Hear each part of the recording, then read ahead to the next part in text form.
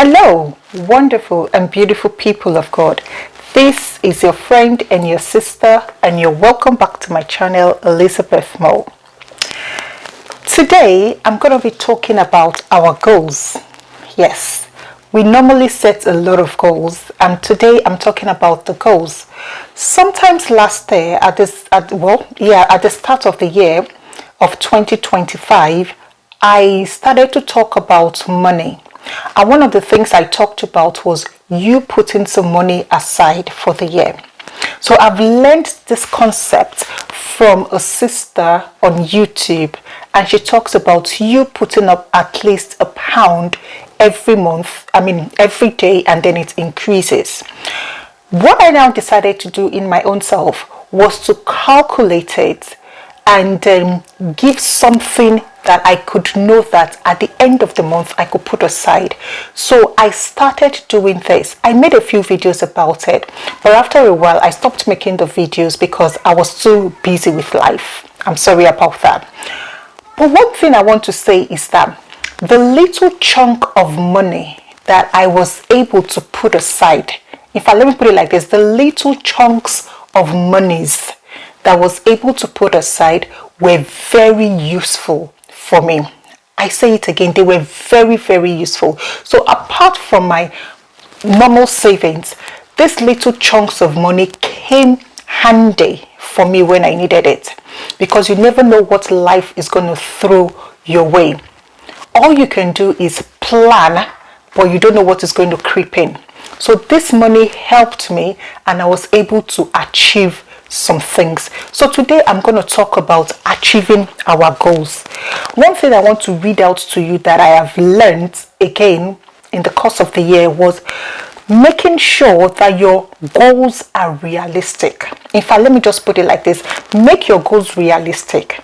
So your realistic goals, they should challenge you. So because you're making them realistic does not mean they should not challenge. They should challenge you. They should also be achievable. Okay, they are real. Your goals are real. This is what you want for yourself, but you should try your very best to make them realistic. Don't be over the board. Don't be someone that is earning probably like £500 and you're saying that, oh, every month you want to put away £100. It's probably not going to work. You might survive the first month, you might survive the second month, and then you begin to crumble and you begin to do some things that are not achievable. They might not be achievable. Make them achievable, and then make them to challenge you. Make them to challenge you. I promise you that once you do those things, you will going to have a sense of accomplishment. Definitely, because we all need planning. We all need not just planning, we need wise planning. There are some people that plan, but they are not wise in their planning. So we need wise planning. Everybody does. We need diligence as well, and a clear perspective on whatever our goals are. Be it wealth, be it health, be it the goals for shaping your future. Make it clear, make it achievable, break it down into chunks, and this is the only way by which you can achieve it. They can be very big, they can be very large. When you look at them from afar, you're like, how can I achieve this? But when you break it down, it takes time for you to break it down. It takes a lot of planning, it takes a lot of calculation, it takes a lot for you to sit down and bring all those things together. When you sit down, you look at your whole goal and then you begin to break it down into chunks on how you could achieve them. Then you would definitely achieve your goals.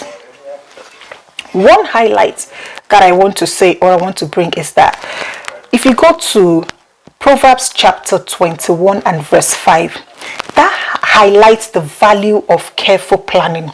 It says the plans of the diligent, they lead surely to abundance. So there is no how you will plan your way that it would not lead you to abundance.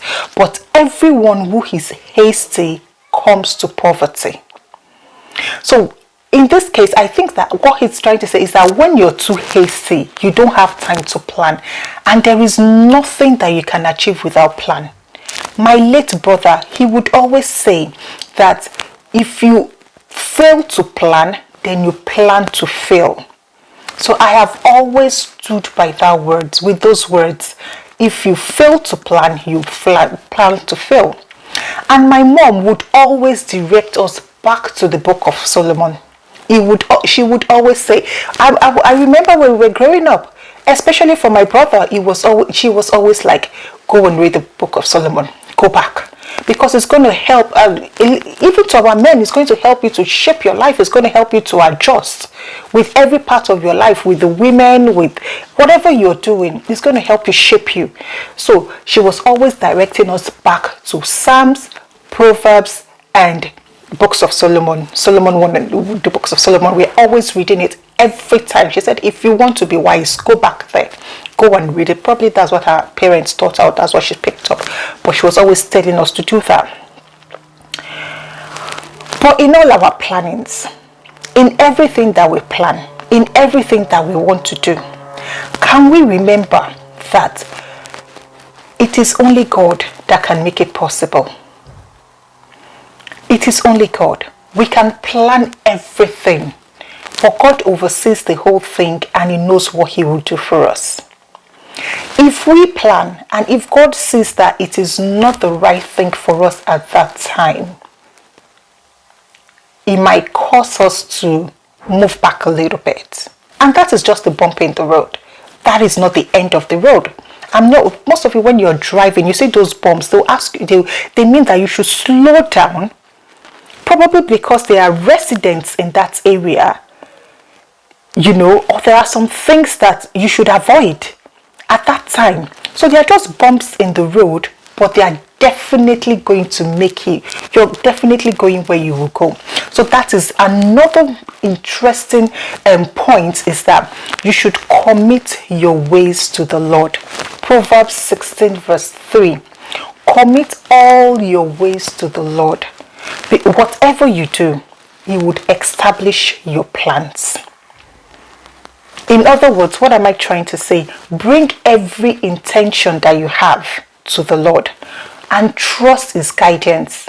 Trust His guidance for success, because it will only lead you to success.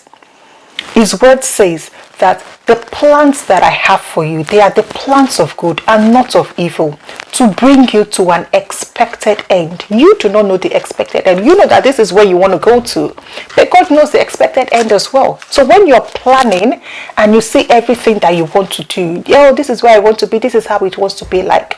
Hello, this is the way that I want to take me to this particular end. Hello, God is telling you that yes, you're going to get to that end, but you're not going through this route. You will get there. Definitely you will get there, because that is God's plans for us, to bring us to that expected end. But it might not be through the way that we plan it, but we will get there. So 2 things and 2 highlights that I've sent in this video today, which I would want each and every one of us to take home with. The first one is to make your goals realistic. Please, very, very important. Realistic. Make them achievable. And let them challenge you. Don't just give yourself a simple task. A task that is challenging. Trust me, in those challenging things, that is when you would that is when you would really how do I say it? That is when you yourself will feel committed to it, when it's a bit challenging. Okay. And the second one is that commit it unto the Lord. Because it is only the Lord that sees the end from the beginning. We do not see it. So it's as if we are all grappling in the dark. We're all grumbling in the dark. Okay. But when we put our fears, when we put our plans, when we commit it unto the Lord, He would definitely and surely bring us to that expected end. So He will take away everything that does not need to be there, which is very, very important. Pruning. I don't want to go into this again, but it's just bringing me back to this word. You have to there is pruning. You see, when a tree wants to grow better, what do you need to do to it? You prune it down.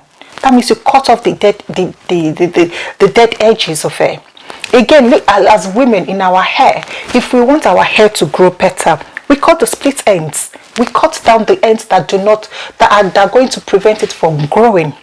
You see, so that is sure one thing that God says. You see, God uses a lot of things to talk to us, but we do not really see it. We are too focused on our own part of it.